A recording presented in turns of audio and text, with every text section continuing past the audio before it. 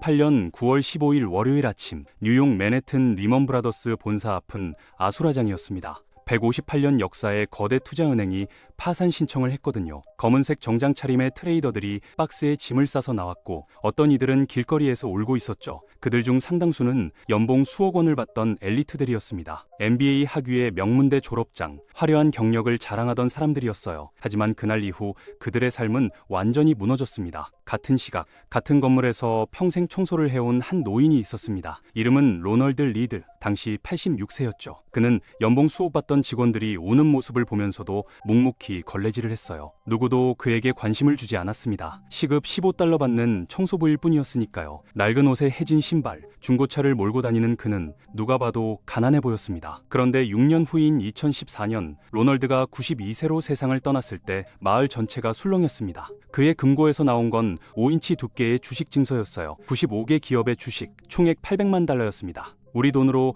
약 100억 원이 넘는 돈이었죠. 같은 건물에서 일했던 그 트레이더들은 어떻게 됐을까요? 2014년이 되어도 대부분이 여전히 빚을 갚고 있었습니다. 도대체 무슨 일이 있었던 걸까요? 왜 엘리트 트레이더는 무너지고 청소부는 부자가 된 걸까요? 이게 단순히 운의 문제였을까요? 아니면 그 안에 우리가 놓치고 있는 체계적인 차이가 있었던 걸까요? 더 중요한 건 이겁니다. 2026년 지금 이 순간에도 똑같은 일이 벌어지고 있다는 사실이에요. 누군가는 다음 위기를 준비하고 있고, 누군가는 여전히 같은 실수를 반복하고 있습니다. 자, 그럼 지금부터 경기 침체를 살아남은 사람들의 의사결정 패턴을 하나씩 해부해 보겠습니다.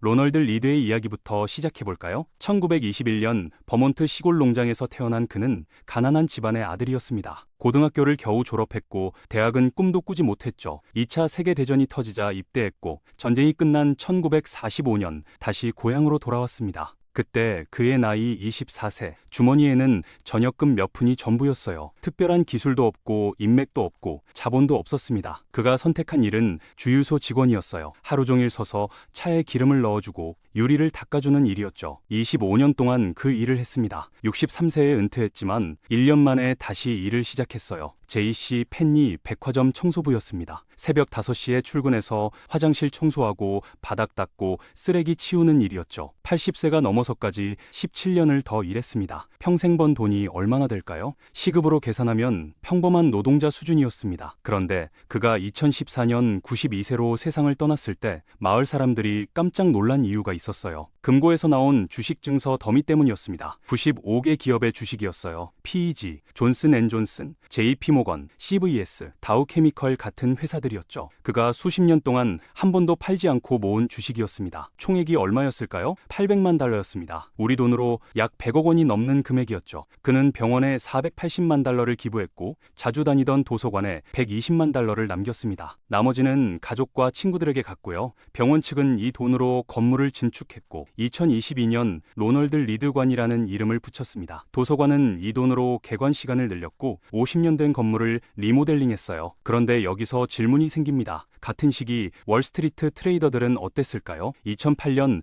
리먼 브라더스에서 일하던 사람들 말이에요. 그들 중 상당수는 연봉 20만 달러에서 50만 달러를 받았습니다. 로널드의 10배에서 30배였죠. MBA 학위의 명문대 출신들이었고 금융시장을 누구보다 잘한다고 자부했어요. 하지만 2014년이 되어도 대부분이 여전히 재정적으로 어려움을 겪고 있었습니다. 차이가 뭐였을까요? 로널드는 번 돈의 80%를 저축했습니다. 친구들 증언에 따르면 주급 50달러를 받으면 40달러를 투자했다고 해요. 한 달이면 약 160달러에서 200달러 정도였죠. 2014년 기준으로 환산하면 약 700달러 정도의 가치입니다. 그리고 그 돈을 주식에 넣었어요. 65년 동안 단 한 번도 팔지 않았습니다. 2008년 금융위기 때도 팔지 않았고 2000년 닷컴 버블 때도 팔지 않았으며 그 어떤 폭락장에서도 팔지 않았어요. 그의 생활 방식은 어땠을까요? 2007년형 도요타 야리스 중고차를 몰았습니다. 가격이 5,000달러 정도였죠. 옷은 안전핀으로 고쳐 입었고 90세가 넘어서도 직접 장작을 팼어요. 자주 가던 식당에서 손님들이 밥값을 대주겠다고 할 정도로 가난해 보였습니다. 하지만 그는 가난한 게 아니었어요. 선택한 겁니다. 반면 월스트리트 트레이더들은 어땠을까요? 연봉 30만 달러를 받으면 40만 달러를 썼습니다. 맨해튼 고급 아파트에 월세 5천 달러를 내고 독일 수입차 리스 비용으로 월 1,000달러 쓰고 레스토랑에서 한 끼에 200달러씩 썼죠. 보너스 받으면 명품 가방 사고 휴가 때는 유럽 여행을 갔습니다. 그리고 주식도 했어요. 하지만 마진으로 했죠. 빌린 돈으로 투자한 겁니다. 2008년 시장이 무너졌을 때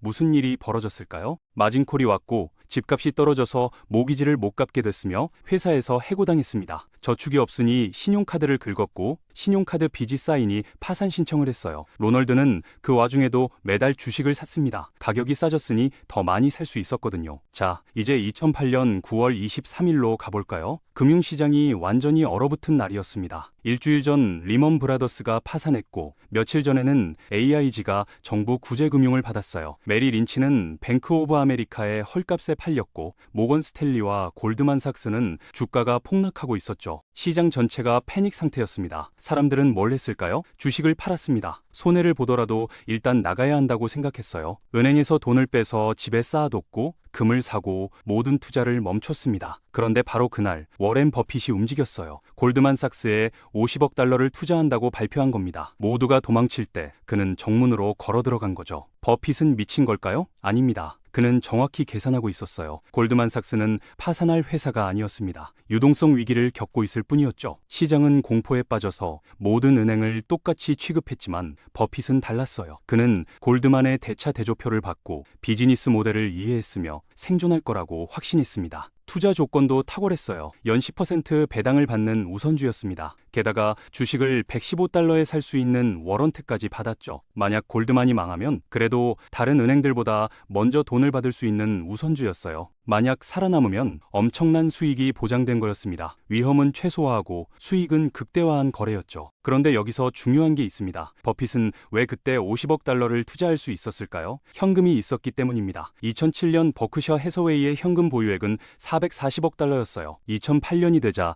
258억 달러로 줄었죠. 그가 투자를 시작한 겁니다. 골드만삭스에 50억, 제너럴 일렉트릭에 30억을 넣었어요. 버핏은 바보가 아니었습니다. 그는 2006년부터 이미 부동산 버블을 경고하고 있었어요. 서브프라임 모기지가 시한폭탄이라고 공개적으로 말했고 주택 가격이 지속 불가능한 수준이라고 경고했습니다. 그리고 현금을 모으기 시작했죠. 주식을 팔지는 않았지만 새로운 투자를 멈췄어요. 현금을 쌓아둔 건 우연이 아니라 계획이었던 겁니다. 3년 후인 2011년 골드만삭스는 우선주를 상환했습니다. 버핏이 받은 돈은 얼마였을까요? 원금 50억 달러에 3년치 배당 12억 7천만 달러, 그리고 상환 프리미엄 5억 달러였습니다. 총 67억 7천만 달러를 받은 거예요. 3년 만에 17억 7천만 달러를 번 겁니다. 여기에 워런트를 행사해서 추가로 20억 달러 이익을 냈고요. 2009년 버크셔 해서웨이의 순이익은 얼마였을까요? 80억 달러였습니다. 2007년 50억 달러에 비해 61% 증가한 금액이었어요. 같은 기간 시티그룹은 276억 달러 손실을 받고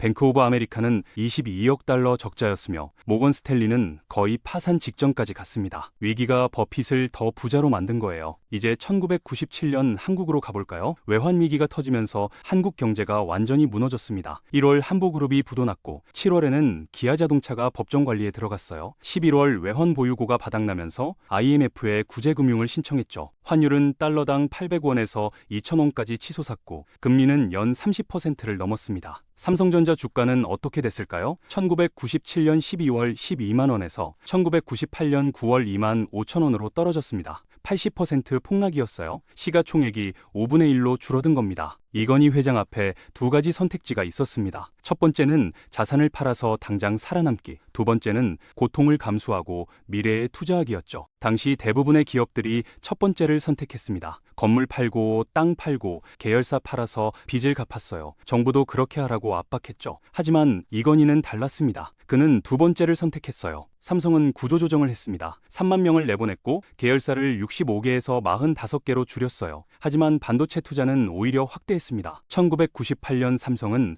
반도체 공장에 수조 원을 쏟아부었어요. 모두가 미쳤다고 했습니다. 회사가 망할 판인데 무슨 투자냐는 거였죠. 하지만 이건희는 확신이 있었어요. 반도체가 미래라는 걸 알고 있었습니다. 지금 투자를 멈추면 경쟁사에 따라잡히고 영원히 2등으로 남을 거라고 생각했어요. 결과는 어땠을까요? 1999년 삼성전자는 세계 1위 디램 생산 기업이 됐습니다. 2000년 주가는 외환위기 이전 수준을 회복했고 2010년에는 글로벌 반도체 시장 점유율 1위를 차지했어요. 지금은 세계 최고의 반도체 회사죠. 같은 시기 대우그룹은 어땠을까요? 김우중 회장은 정반대 전략을 택했습니다. 단기 유동성 확보가 급했어요. 빚이 너무 많았거든요. 1998년 대우그룹 부채는 78조 원이었고 부채 비율은 400%를 넘었습니다. 이자만 해도 한 달에 수천억 원씩 나갔어요. 대우는 자산을 팔기 시작했습니다. 힐튼 호텔을 팔았고 대우증권을 채권단에 넘겼으며 해외 법인들을 헐값에 매각했어요. 하지만 빚이 너무 컸습니다. 자산을 팔아도 이자를 감당할 수 없었죠. 1999년 8월 16일 대우그룹은 워크아웃에 들어갔습니다. 사실상 파산 선고였죠. 2000년 4월 대규모 기업 집단 지정에서 제외됐어요. 공식 해체였습니다.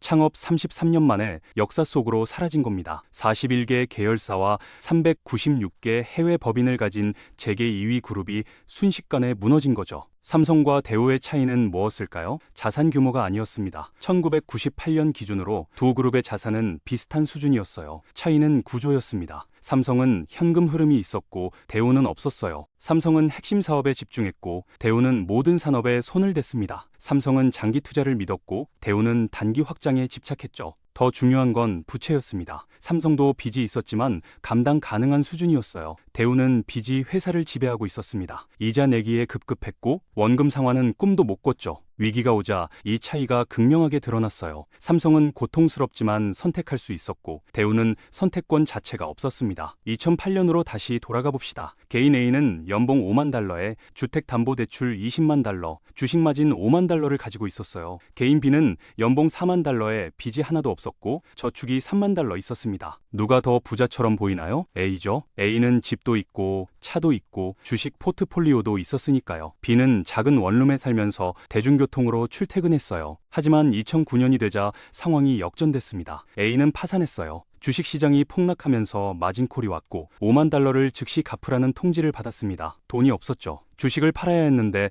이미 가격이 바닥이었어요. 50% 손실을 보고 팔았습니다. 그 와중에 회사에서 해고 통지를 받았어요. 수입이 끊기자 모기지를 못 갚게 됐습니다. 집값은 떨어지고 있었고 은행은 압박했어요. 6개월 버티다가 결국 집을 내놨지만 사려는 사람이 없었습니다. 2010년 은행이 압류했고 A는 모든 걸 잃었어요. 반면 B는 어떻게 했을까요? 2009년 모두가 패닉에 빠져 있을 때 그는 냉정했습니다. 회사가 어려워지면서 일부 직원들을 해고했지만 다행히 그는 남았어요. 연봉은 깎였습니다. 4만 달러에서 3만 5천 달러로 떨어졌죠. 하지만 그는 계속 저축했어요. 생활비를 더 줄였습니다. 외식을 완전히 끊었고 집에서 도시락을 싸갔어요. 옷은 중고로 샀고 취미 생활도 포기했습니다. 한 달에 2천 달러로 생활하면서 나머지를 전부 모았죠. 2009년 한 해 동안 1만 2천 달러를 저축했어요. 2010년에도 같은 페이스를 유지했습니다. 2011년 초 B의 저축은 6만 달러가 됐습니다. 그때 부동산 시장을 보니 주택 경매가 넘쳐나고 있었어요. 2008년에 30만 달러 하던 집이 12만 달러에 나왔습니다. B는 그 집을 봤어요. 작지만 괜찮은 집이었죠. 그는 계산했습니다. 다운 페이먼트로 5만 달러 넣고 나머지 7만 달러만 모기지로 받으면 됐어요. 월 모기지 상환액은 500달러 정도였습니다. 지금 내는 월세 800달러보다 싸죠? 그는 결정했어요. 2011년 6월 그 집을 샀습니다. 2012년부터 시장이 회복되기 시작했어요. 2015년 그 집 가치가 20만 달러가 됐습니다. 8만 달러 가치 상승이었고 모기지는 거의 다 갚았어요. 순자산이 15만 달러가 넘었죠. 같은 기간 A는 어땠을까요? 2015년이 되어도 여전히 신용 회복 중이었습니다. 파산 기록 때문에 대출을 받을 수 없었고 집을 살 엄두도 못 냈어요. 연봉은 3만 5천 달러 수준으로 겨우 생활비를 충당하고 있었습니다. B가 15만 달러 순자산을 만들 동안 A는 여전히 제자리 걸음이었죠. 차이는 명확합니다. 위기는 레버리지를 무기에서 족쇄로 바꿉니다. A는 빚 때문에 선택권을 잃었어요. 시장이 폭락할 때 버틸 수 없었고 팔 수밖에 없었으며 손실을 확정할 수밖에 없었습니다. B는 빚이 없었기 때문에 기다릴 수 있었어요. 시장이 바닥일 때 들어갈 수 있었고 기회를 잡을 수 있었습니다. 빚이 있으면 시간이 적이 됩니다. 매달 이자가 나가고 원금 상환 압박이 들어오니까요. 빚이 없으면 시간이 친구가 돼요. 기다릴 수 있고 타이밍을 선택할 수 있거든요. 이게 생존과 파산을 가르는 결정적 차이였습니다. 세 가지 사례를 다시 정리해 볼까요? 로널드 리드는 65년 동안 월급의 80%를 주식에 넣었고 단 한 번도 팔지 않았습니다. 워렌 버핏은 위기 직전까지 현금을 모았다가 정확한 타이밍에 50억 달러를 투자했어요. 삼성은 단기 고통을 감수하고 반도체에 장기 투자를 밀어붙였습니다. 개인비는 부채 제로 상태로 기회를 2년 동안 준비했다가 바닥에서 집을 샀죠. 이들의 공통점이 보이시나요? 현금의 무기화, 장기시간 지평, 부채 제로화입니다. 이 세 가지 원칙을 지킨 사람들이 살아남았어요. 한 가지라도 어긴 사람들은 무너졌고요. 생존은 자산 규모의 문제가 아니었습니다. 자산 구조의 문제였어요. 얼마나 가졌느냐가 아니라 어떻게 가졌느냐가 결과를 만들었습니다. 2025년, 지금 이 순간을 볼까요? 머니마켓 펀드에 7조 7천억 달러가 쌓여 있습니다.